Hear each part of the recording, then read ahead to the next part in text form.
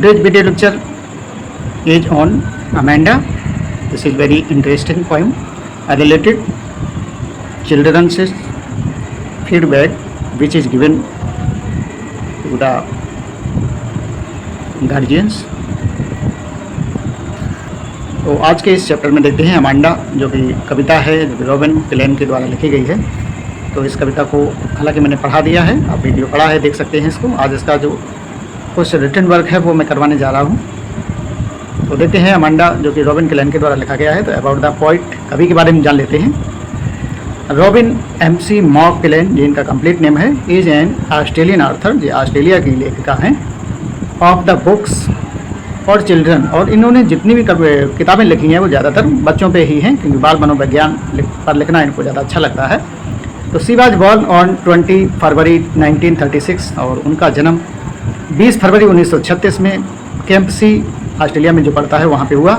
New south Wales Australia में जो पड़ता है। And now residence near Melbourne. तो अब उनका जो रेजिडेंस है वो मेलबर्न में है, इस प्रकार से। और यहाँ पे डेट ऑफ डेथ इनकी नहीं दी गई है। इसके बाद देखते हैं अबाउट द पोम, कविता के बारे में देखते हैं। तो Robin Klein has expressed, Robin Klein ने उजागर किया है, एक्सप्रेस मैंने बताया है, the view of a little girl, एक छोटी बच्ची के व्यू के बारे में बताया है, किस प्रकार से वो दिखती है। अमेंडा, जो कि एक काल्पनिक लड़की है, या हो सकता कोई नाम रियल हो, हु इज कंस्टेंटली पॉइंटेड, जिसको उस अमेंडा नाम की बच्ची को निरंतर पॉइंटेड माने उसको निर्देशित किया जाता है, pointed out by her mother, उसकी माँ की द्वारा। फॉर मेकिंग मिस्टेक, जो कि वो बार बार मिस्टेक कर रही है, गलती कर रही है, उसकी माँ को लगता है कि ऐसा नहीं होना चाहिए। मिस्टेक्स मतलब जो गलतियाँ होती हैं, विच जिसको she considered so they are not part of good code of good conduct. और उसकी माँ का ऐसा विचार है कि ऐसा वो सोचती है कि एक अच्छे समाज में इस प्रकार का जो व्यवहार होता है वो ठीक नहीं होता है, कोड ऑफ गुड कंडक्ट नहीं होता है। Laid out by the society, मतलब जो समाज के द्वारा नियम और कानून बनाए गए हैं, अगर उसमें भी अमांडा इस प्रकार की गलतियां करेगी तो उसको ऐसा माना जाएगा कि उसके परिवार के जो मेंबर हैं, उसकी माँ जो पिता हैं, वो भी उन्होंने अच्छे संस्कार नहीं दिए हैं, ऐसा माना जाएगा। इन विच वी लिव, मतलब जिस समाज में हम लोग रहते हैं, उन सभी समाज के कुछ नियम और कुछ कानून, कुछ शिष्टाचार, कुछ संस्कार होते हैं, तो वही उसकी माँ अमांडा को सिखाना चाहती है। तो ये इस कविता के बारे में है।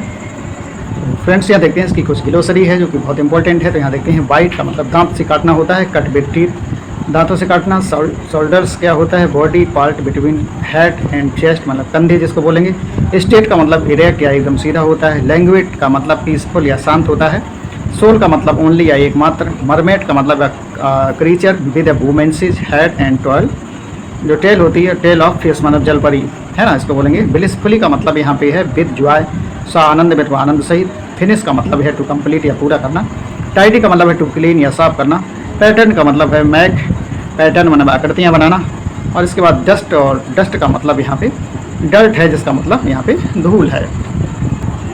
यहाँ देखते हैं स्वीट, स्वीट का मतलब प्लीसेंट है, इसका मतलब सुखद है। गोल्डन का मतलब वैल्यूबल या मूल्यवान। रिमेंबर का मतलब कीप इन माइंड, मतलब याद करना। एक्नी का मतलब पिंपल्स होते हैं वहाँ से। टावर का मतलब है मीनार्ट, मीनार जो होता है, जो कि मीनार बोला जाता है। और इसके बाद सर्टेनली का मतलब है डेफिनेटली, मतलब निश्चित रूप से। लेट डाउन का मतलब लोअर समथिंग, मतलब गिराना। यहाँ देखते हैं सल्किंग का मतलब होता है being a good mood, being in a bad mood, sorry, तो रूठना या मुँह फुलाना है। एटवंस का मतलब इमीडिएटली है, तुरंत। नेग्ड का मतलब हैरेस्ट या परेशान किया, तो इस प्रकार से इसकी मीनिंग है। इसके बाद देखते हैं स्टैक बेस्ड क्वेश्चन हैं, स्टेंजा बेस्ड क्वेश्चन हैं। यहाँ पे देख लेते हैं। Read the stanza given below and answer the question that follow. तो यहाँ पहला स्टेंजा देखते हैं, don't bite your nails Amanda.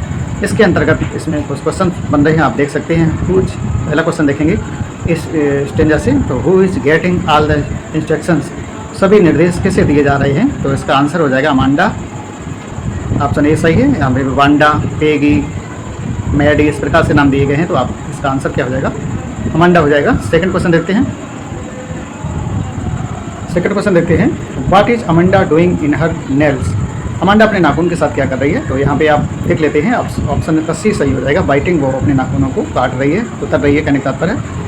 Question number 3 देखते हैं, what is the meaning of slouching in the स्ट्रैक्ट, मतलब स्टेंजा में स्लाउचिंग का मीनिंग क्या है, पदांश में क्या अर्थ है। तो यहाँ पे इसका आंसर हो जाएगा सिट इन लेजी वे, यानी कि एकदम से झुक करके बैठना, आलस में बैठना, तो बी ऑप्शन इसका करेक्ट हो जाएगा। और इसके बाद स्टेंजा सेकंड देखते हैं। There is language emerald sea where the sole inhabitant is me या मरमेड ड्रिफ्टिंग ग्रेसफुली। तो इसके अंतर्गत तो क्वेश्चन बन रही हैं, तो आप इसको देख सकते हैं। स्टेंजा जो सेकंड है इसके देखते हैं। Who is the sole inhabitant of the sea. तो समुद्र का एकमात्र निवासी कौन है, तो यहाँ पे अमांडा इसका आंसर हो जाएगा। और नंबर सेकंड देखते हैं। What has Amanda become in her imagination. Amanda अपनी कल्पना में क्या बन जाती है, तो यहाँ पे मरमेड बन जाती है, वो जलपरी बन जाती है। क्वेश्चन नंबर थर्ड देखते हैं। हाउ इज़ द सी। समुद्र कैसा है, तो यहाँ पे हो जाएगा एमराल्ड ग्रीन इन कलर। ये तो ये आंसर सही है। और इसका आंसर हो जाएगा ए और बी, मतलब पीसफुल, ये इसका आंसर हो जाएगा। इसके बाद क्वेश्चन स्टेंजा थर्ड देखते हैं। Did you finish your homework Amanda, did you tidy your room Amanda, I thought I to you to clean, जैसा मैंने आपको पढ़ाया था। इस प्रकार से इसका ये स्टेंजा थर्ड देख लेते हैं। उसके अंतर्गत जो क्वेश्चन बनते हैं वो इस प्रकार आप देख सकते हैं। पहला क्वेश्चन है what was Amanda suppose to finish. Amanda को क्या खत्म करना था, तो यहाँ इसका आंसर हो जाएगा होमवर्क। ऑप्शन बी यहाँ पे करेक्ट हो जाएगा। क्वेश्चन नंबर सेकंड देखते हैं। What was Amanda told to clean. Amanda को क्या साफ करने के लिए कहा गया, तो यहाँ इसका आंसर हो जाएगा हर रूम। सेकंड क्वेश्चन देखते हैं यहाँ पे। सेकंड सॉरी थर्ड है। I thought I told you to clean your shoes, who is I here. तो इसका आंसर हो जाएगा Amanda's mother. Question number four stanza number 4 देखते हैं। I am an orphan roaming the street, I pattern soft dust with my first bare feet, the silence is golden the freedom is sweet. तो इस प्रकार से इसके जो question हैं वो आप देख सकते हैं। पहला क्वेश्चन दिया गया है what has Amanda imagine herself to be in this stanza. Amanda ने इस छंद में स्वयं को क्या बनने की कल्पना की है, तो यहाँ पे इसका आंसर हो जाएगा ऑर्फन। क्वेश्चन नंबर सेकंड देखते हैं। वेयर डज द ऑर्फन रोम। तो अनाथ कहाँ भटकता है, तो यहाँ पर आंसर हो जाएगा गलिंगम भटकता है, तो आंसर हो जाएगा सी ऑप्शन स्ट्रीट। और इसके बाद क्वेश्चन नंबर थर्ड देखते हैं। What does she want to do as an orphan. एक अनाथ के रूप में वह क्या करना चाहती है, तो यहाँ पे walk freely in the street, एक ऑप्शन ये सही हो जाएगा। प्ले इन डस्ट विद, तो यहाँ पे ये सही है और यहाँ पे ये भी सही है। इसके बाद देखते हैं सेंट्रल आइडिया यहाँ पे कविता का। The central idea of the poem revolve around how a child is constantly nagged by her mother. और इस सेंट्रल आइडिया में ये बताया जा रहा है कि पूरी कविता जो है पूरे एक बच्चे के इर्द गिर्द घूमती है, जो कि जिसको लगातार निरंतर मतलब परेशान किया जाता है बाई हर मतलब उसकी माँ के द्वारा। द पोएट सेट्स लाइट, और जो कवित्री हैं वो कुछ बता रही हैं, कुछ प्रकाश डाल रही हैं on how a child is always monitored, कि किस प्रकार से एक छोटे बच्चे को मॉनिटरिंग की जाती है। एंड क्वेश्चन, और कई प्रकार के क्वेश्चन किए जाते हैं about her actions by her mother. उसके क्रियाकलाप पे उसकी माँ के द्वारा कई प्रकार से क्वेश्चन किए जाते हैं, है ना। कोड ऑफ कंडक्ट लागू कर दिया जाता है बच्चे के ऊपर। देयरफॉर इसलिए Amanda dreams to get away from her troubles. तो अब इसलिए अमांडा जो है वो स्वप्न देखती है टू गेट अवे, दूर चली जाए, फ्रॉम हर ट्रबल्स, यानी उसको जो बार बार प्रताड़ित किया जा रहा है, बार बार उसको कष्ट दिया जा रहा है, उस वजह से वो दूर होना चाहती थी, है ना। तो यहाँ पे ये इसका सेंट्रल आइडिया है। अब इसके बाद लगे हाथों इसको एमसीक्यू बेस्ड कुछ क्वेश्चन ही हैं, तो इनको भी आप देख सकते हैं ताकि आपकी जो कविता है वो बड़ी सरल लगने लगे। व्हाट वाज अमांडा डूइंग, तो अमांडा क्या कर रही है, तो यहाँ पे देख लेते हैं। बाइटिंग हर नील्स, अपने नाखून काट रही है। आर्चिंग हर शोल्डर, अपने कंधों में झुका रही है। स्कॉचिंग हर बैक, है ना। तो यहाँ पे ऑप्शन हो जाएगा ऑल ऑफ द एबव। हालांकि स्कॉचिंग का मतलब यहाँ पे जलन से होता है, लेकिन यहाँ जलने की बात नहीं की, तो स्लाउचिंग आप मान सकते हैं इसको। नंबर सेकंड देखते हैं। What had the speaker asked Amanda to do, तो क्या बोला जा रहा है, तो अमांडा से कहा जा रहा है कि भाई डूइंग हर होमवर्क, अपना होमवर्क फिनिश कर लो। नंबर थर्ड देखते हैं। How does Amanda imagine her self, तो अमांडा अपने को कैसे महसूस करती है, किस प्रकार की कल्पना करती है, तो वो मरमेड जलपरी बनना चाहती थी, यहाँ पे ये आंसर हो जाएगा।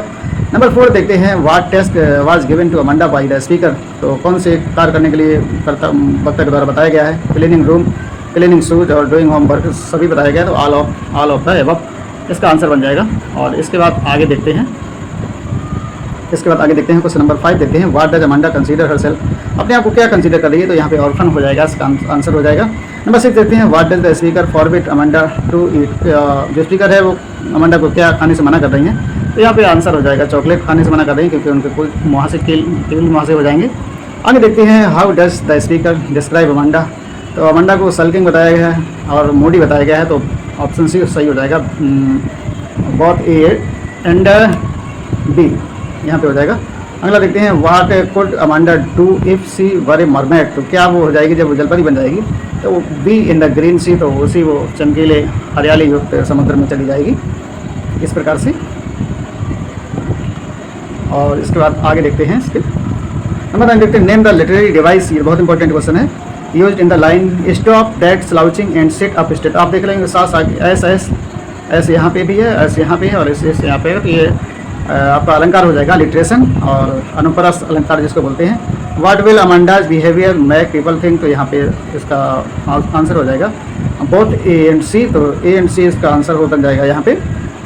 और इस प्रकार से आज का लेसन ये समाप्त करते हैं। आज के लिए इतना ही। तो thanks for watching, have a nice day. Channel को ज़्यादा से ज़्यादा लाइक करें, शेयर करें, सब्सक्राइब करें। आपका दिन मंगलमय हो।